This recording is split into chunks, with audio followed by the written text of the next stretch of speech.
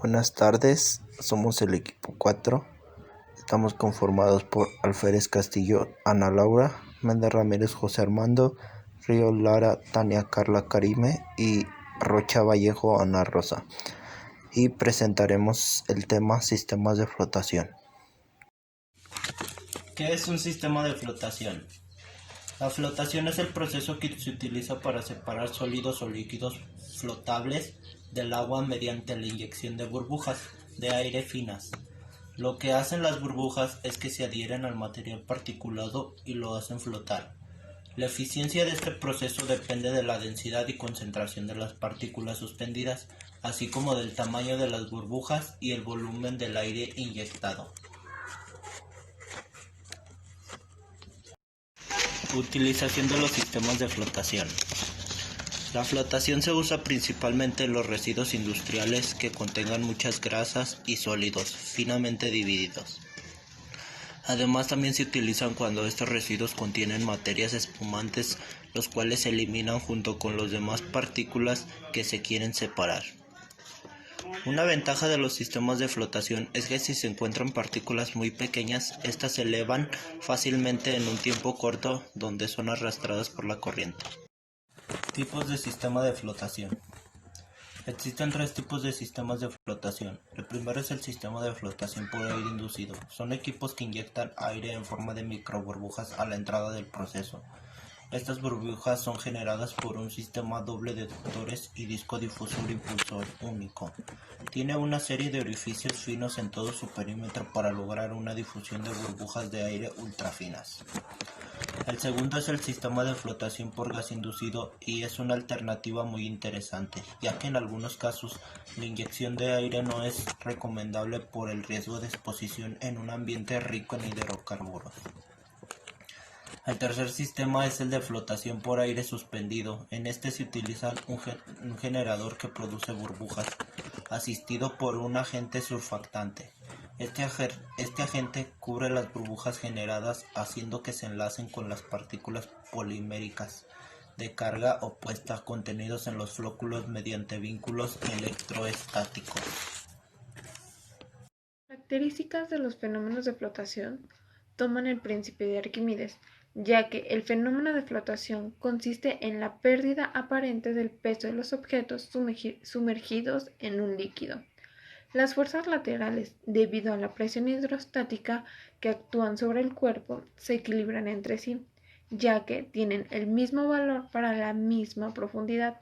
Esto no sucede para las fuerzas que actúan sobre la parte inferior del cuerpo, ya que estas fuerzas son opuestas, es decir, una fuerza empuja hacia abajo y la otra empuja hacia arriba.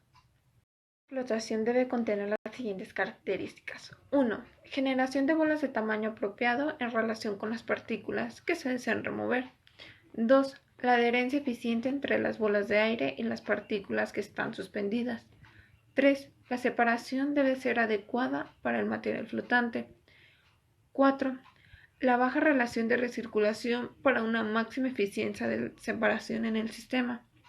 Y 5. La flotación debe ser realizada por aire disperso mediante bolas generadas a través del proceso del electrolito y por aire disuelto.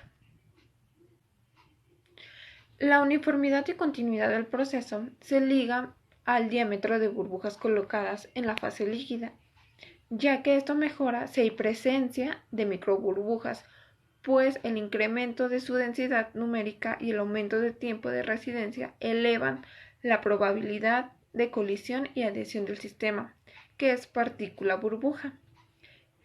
De igual manera, en la diapositiva siguiente se muestran las burbujas de diámetros menores a 100 milímetros que tienen una velocidad de ascenso de algunos milímetros por segundo, mientras que hay burbujas de algunos milímetros de diámetro de 2 a 9 milímetros que tienen las velocidades 10 a 30 veces superiores.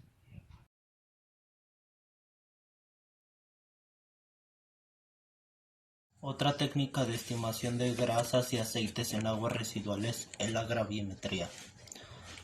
Es una determinación cuantitativa Se realiza por medio de una extracción líquido-líquido de la muestra con un disolvente orgánico. Esta técnica está limitada a analitos cuyas partículas sólidas se separan fácilmente de su matriz.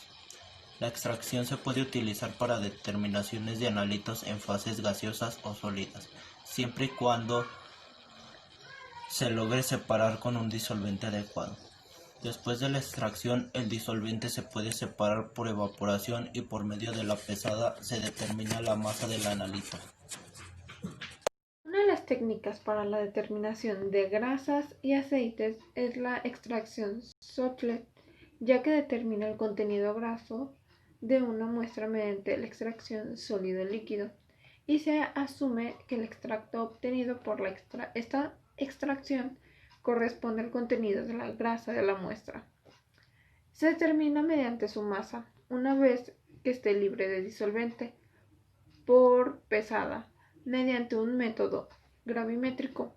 Muchas veces esta extracción se usa como primer paso de una purificación o separación. De igual manera, esta determinación es el método más estándar de extracción de muchas muestras sólidas, más utilizado desde su diseño en el siglo pasado. Actualmente es el principal método de referencia con el que se comparan otros métodos de extracción. La última técnica de estimación de grasas y aceites en aguas residuales es la partición infrarroja. Este método consiste en 3 etapas. La primera es la extracción. Las grasas y aceites se extraen del agua por contacto íntimo con el tetracloruro de carbono. El tetracloruro de carbono tiene la capacidad de disolver no solo grasas y aceites, sino también otras sustancias orgánicas. La segunda etapa es la purificación y o concentración del extracto. Cuando se realizan varias extracciones sobre la misma muestra, se obtendrá una mayor eficacia de las recuperaciones de los aceites y grasas presentes. Es por ello que es necesario conocer la reconcentración del disolvente. Esto se puede hacer mediante una evaporación, lo cual se obtiene una pérdida de los hidrocarburos de cadenas cortas y los aromáticos simples por volatilización. Otra manera de conocer la reconcentración del disolvente es llevándolo a una deshidratación.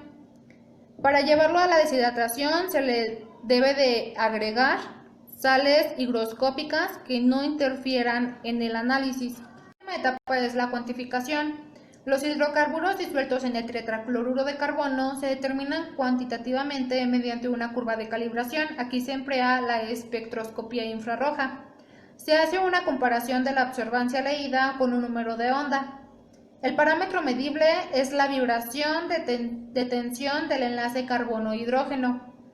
Se pueden extraer compuestos, pero siempre y cuando sean de comportamiento no polar. Y aquí se debe de seleccionar un disolvente. Funcionamiento de los separadores de grasas y aceites. Un separador de grasas es un aparato destinado a retener materia sólida de grasas y aceites vegetales contenidos en las aguas residuales. El funcionamiento es simple. Las aguas grasas entran en el separador por una rejilla, quedando retenidas. Quedan retenidas por 2 principales razones. La primera es que la densidad de las grasas es inferior a la densidad del agua. Y la segunda es que las aguas residuales entran calientes o tibias y al estar en contacto con el agua fría tienen un choque térmico, haciendo que se solidifiquen y se depositen en la parte superficial. El proceso de separación se consigue reduciendo la velocidad del agua, permitiendo así que las sustancias que tienen una densidad aparente se separen por flotación.